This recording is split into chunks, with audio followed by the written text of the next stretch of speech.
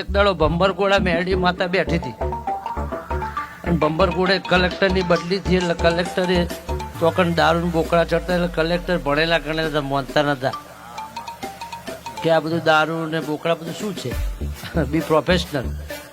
આવું બધું ના હોવું જોઈએ. આ 21મી સદીમાં બધા ભણેલા ગણેલા છો અને આવું બધું તમે માનો છો. આ બધા કલેક્ટર તો લુંદો નોખીને બહાર નીકળ્યા મારી મઠના એટલે જમણા પગના અંગૂઠે ઠેહાઈ અને 3.5 દાડા ડોક્ટરે એવું કીધું કે સાહેબ કેન્સર છે, સેવા કરો ઘેર જઈ.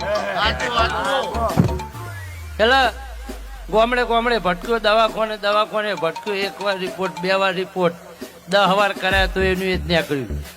અને ડોક્ટર કહે કે હવે તમારો ઈલાજ થયો નહીં, છેલ્લામાં છેલ્લા 2.5 મહિના બચ્યા છે, હવે તમારે જો દોડી પોકો તો દોડી પોકો. એટલે પ્રવીણ માળી જેવા ને અમારા જેવા કોઈક ભૂવા મળ્યા ભાઈ, એમને કીધું કે તારે બીજું કશું કેન્સર નહીં, કશું કોઈ નહીં, સુખ શાંતિ જઈ ફલોના ગામની મેલડી તને વળગી વળાઈ દે, કાલ હવાર કેન્સર મટી જાય.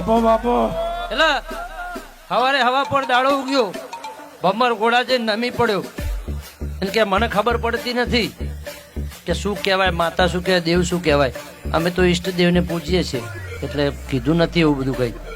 એટલે મેરડીના ભુવાએ કીધું કે જા હું અહીંથી મઠના બહાર નીકળ અને કેન્સરનો રિપોર્ટ કરાય. હા, 1 વાર નહીં 50 વાર કરાય. જો નીલ ના લાવું તો મારું નામ ભમર ભાઈ.